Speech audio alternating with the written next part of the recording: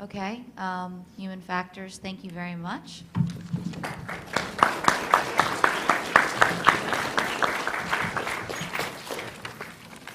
And lastly, we will hear from our brand new Strategic Communications Office.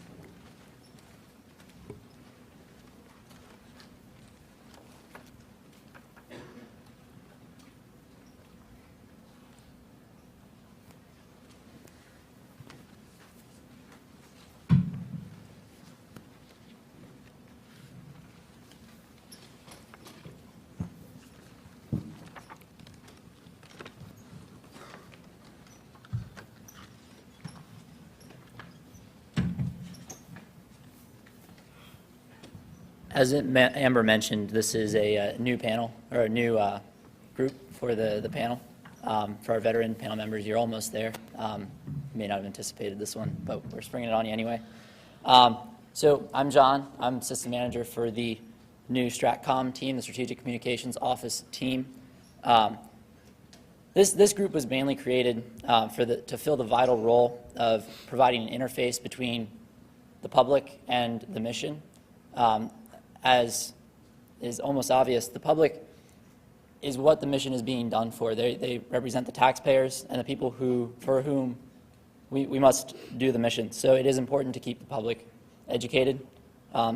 Also, among our obligations, we were to do outreach to the public, visualize technical data of the teams. All the visualizations you've seen have been produced by this excellent group of people up here, and also provide communication conduits between different groups.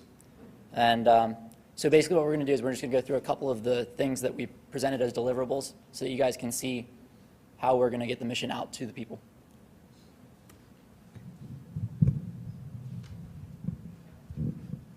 Hello, my name is Tori Simpson, and I'm part of Public Affairs.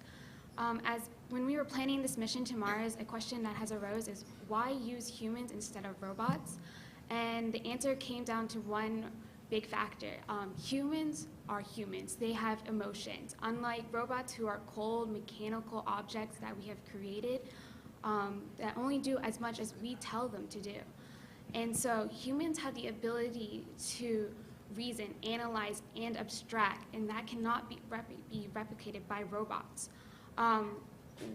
We can judge a situation and take initiative on it, and that's something a robot cannot do because it takes the time to program it to do that. Another thing is that a robot cannot bring back the sensory abilities that we have, the touch, the smell, the taste, the sound, and those are really big factors into it. And also that we would like to start thinking about colonizing on Mars. And so by having a crew mission, we are able to see the effects of long duration space travel, which is a big factor in this mission. Hello, my name is Charlotte Olmstead, and I am the Mission Outreach Specialist for the Strategic Communications Office.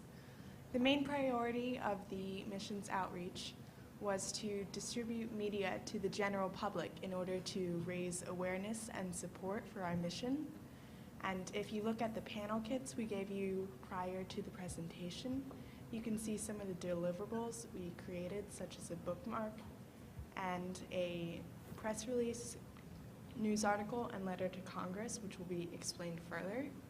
But right now, if you look up on the screen, you can see the mission patch that we created, which represents the basic theme of Homer to reach Mars.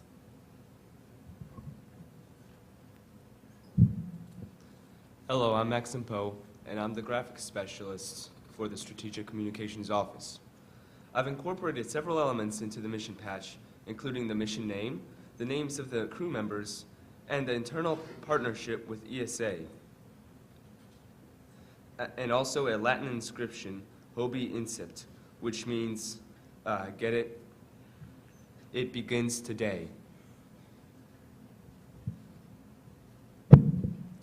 Hello everyone, my name is Srikar At. I specialize in data visualization for the Strategic Communications Office. And as John mentioned earlier, a big part of this team is communication. So in order to get the message out there best, we took all the data, compiled it from the various teams, and put it into the best graphics possible in order to convey our message most efficiently and neatly and quickly, rather than just listing facts. So like a quick example, rather than just giving you a longitude and latitude up on Mars, we gave you a proper visualization of where our location actually is on the surface by zooming in and such. And it just helps clarify everything and summarize it.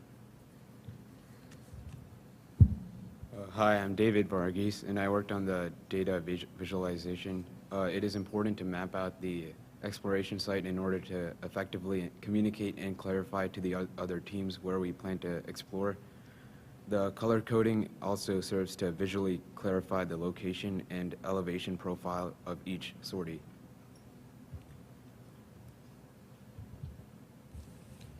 Hello, I'm Jeremiah Amos, and I am the communication specialist for the Stratcom team. So what you see behind me is the ConOps, and this is especially important for the public so that they can understand what we as NASA are doing, and so they can get behind the program fully without any resentment in their heart. Not resentment, but any questions, sorry.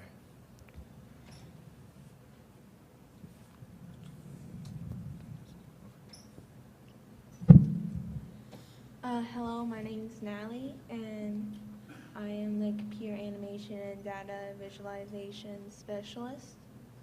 I designed I made the designs for the habitat that you seen earlier in that White's team. Again, I can't emphasize how visualization is a key tool in communication, and not only does it provide information in a new way, but also bring up like the presentation and show it a different way.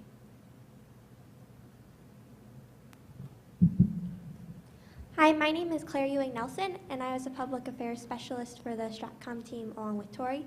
And our main job was to inform the public about the mission, which, as John mentioned, is vitally important because the public communicates with their representatives, and the representatives are the ones who set the budget for missions like this. So to inform the public, we worked with professionals in the field to write the press release that you see on the screen, and we also wrote a more detailed feature article that's in your panel kits.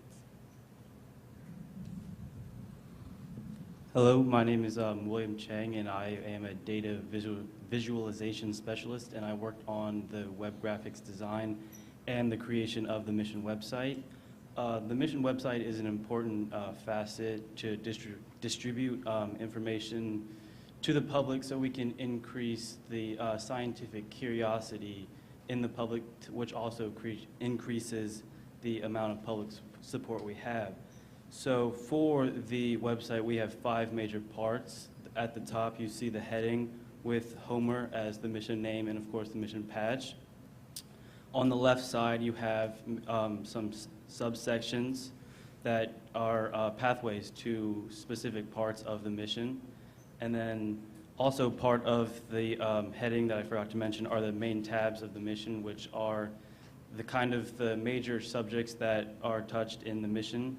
And then below that, you have an RSS news feed, which will provide news updates from the NASA site and also mission updates. And to the right, you can see a Twitter feed, which will update from the Twitter account that it correlates to this mission. And then, of course, you have the main body of the page in the center of the screen, which is, this is the home page, so you have a welcome slide. If I may for one moment, this is a real working website. We don't have a link for it, obviously, but there was a lot of work that went into the tabs as well. So when we're finished, it will be displayed at the back of the room if you would like to further explore the website. Hello, my name is Sean Hollier, and I'm the Government Affairs Specialist for the Strategic Communications team. I'm primarily responsible for communicating with government officials about the importance of the Homer mission and NASA and the aerospace industry to the nation. we believe that Homer has the potential for accomplishing more than any other previous atmospheric aerospace endeavors. The sheer engineering feat of a crewed mission on Mars and that lands a highly professional team of scientists, engineers, and doctors to conduct science and then be safely returned to Earth shows to younger minds throughout the nation that the world is in fact not becoming smaller but expanding, and that frontiers are continually growing. And so we hope as a team that to inspire more minds to get into STEM fields and to develop and innovate more in the future. If I may add one final note that probably should have been a little bit more primary. Homer, if you've been wondering, stands for Human Occupation for Mars Exploration and Research. Not the Simpsons Homer, even though he does have some ties to NASA. We were thinking more Iliad and Odyssey and a great journey for research and exploration. Okay, and for the panel, just a couple of quick questions. Okay, just one really quick question. Excellent start to being able to share with the public what NASA would plan to do on such a mission. Did you think about what you would actually be able to do in communication while on the mission, like in transit and on the surface? What kind of hooks to the public could you provide? I can answer that. Earlier in the mission around mission integration, they were talking about how they would be able to Skype and have radio communication with home base. Well, you could send out some of those conversations or some of those messages from the astronauts to the listeners or on the website page of NASA, so they could hear the actual astronauts talking to a home base while millions of thousands of miles away on a different planet, staying for a long duration of time. Really good collection of work. Nice job. Have you, so kind of a pop quiz for you. Have you guys considered who your entire set of stakeholders is for this mission? And how have you tailored your communication tools, styles, and techniques to those various stakeholders? If I may answer this one. Our stakeholders are 100% the public. There may be representatives that represent those people, but the goals of this mission are to satisfy the needs and desire to seek further knowledge that is so key and central to human being. So to answer your question, I believe the primary stakeholder in our mission and the sole stakeholder in our mission is the public. Okay, thanks. Yes. Wait. Yeah. Go ahead, Donna. It ties into exactly what he was going to say. Yeah, I'm sorry, I beg to differ, because you do receive all of your funding and you report back to Congress. So all of your funding is from the Congress, who represents the public, but you do have to satisfy their requirements and their reporting and make sure that their goals are met. And the chairman that, for instance, of your sub-appropriations committee in the House, Chairman Wolf, has been directing you for some time to get back to the glory days, having astronauts there to inspire the next generation, because no student that I know of really aspires to grow up to be a robot. So I would not say that you're 100% the public. There's a lot of economic opportunity here for industries to take back this knowledge and these technologies and pay back the U.S. taxpayer, many times over with the scientific value. So you really need to be careful how you answer that, because in a sense we're all the public, but you do have a variety of stakeholders.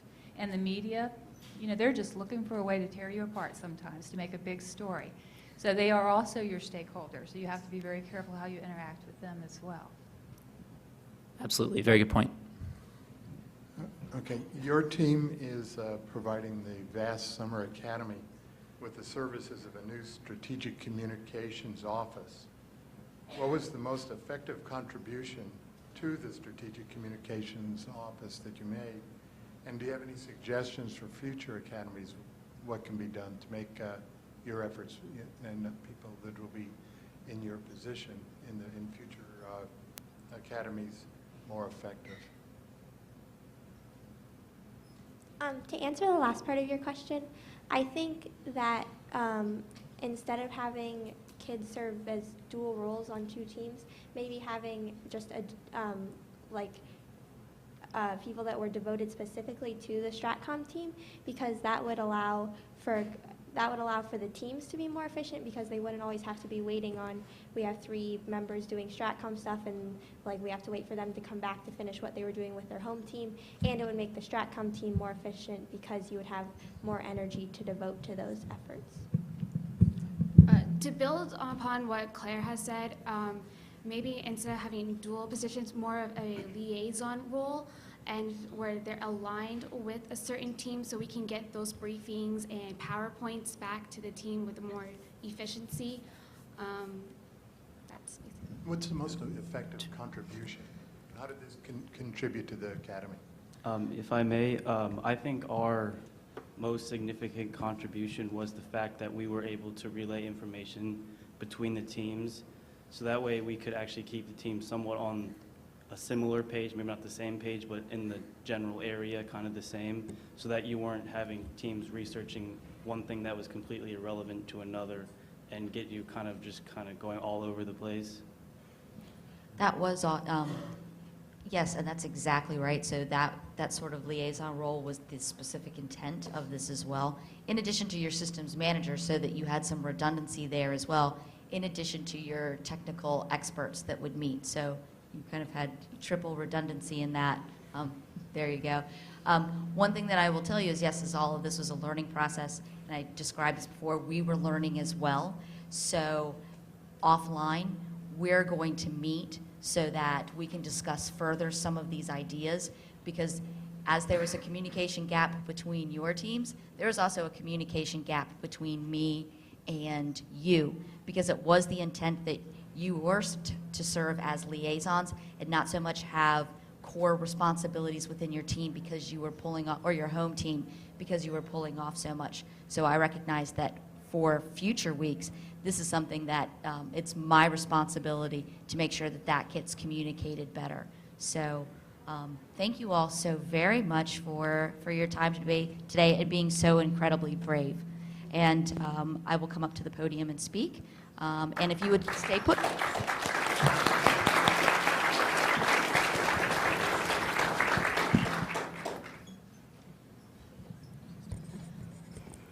So at this time, it almost concludes our first panel for the first Summer Academy this year. I will tell you that this is not the end of your journey for this. Everything, all of the suggestions and all of the questions that have been asked to you, I do hope that you took those to heart and that you listened, because your job is not finished this evening. You have another iteration to go through, and I will talk about that in greater depth, but it does not stop here for you. If you thought that panel was it and that you were finished, no. There were so many things on which we did not close. The presentation tomorrow will be another iteration of this, and some of the things that we identified, we need to lock in. Mission timeline would be good. Surface state would be good. Mission integration, you had 3 launches. Mission transit, how many did you have? 4 launches. Let's see, do total mission mass. Mass that was going to be launched on each vehicle. So we are actually going to have more of a complete architecture tomorrow, still in a preliminary phase. So you will have things to do this evening. In addition, you are going to go through the process, and you're going to bookkeep, and we're going to keep rolling tonight, people. So I do want you to enjoy your dinner. Our generous industry sponsors are here to talk to you about your next career steps. You have robotics. Then you're going to go back to the dorms tonight, and you're going to iterate till your heart's content. And I see somebody's hand like this in the back for our master teachers. But this is part of the learning process, and it can't stop here for all of you. So again, thank you all for your time, and this concludes our panel presentation.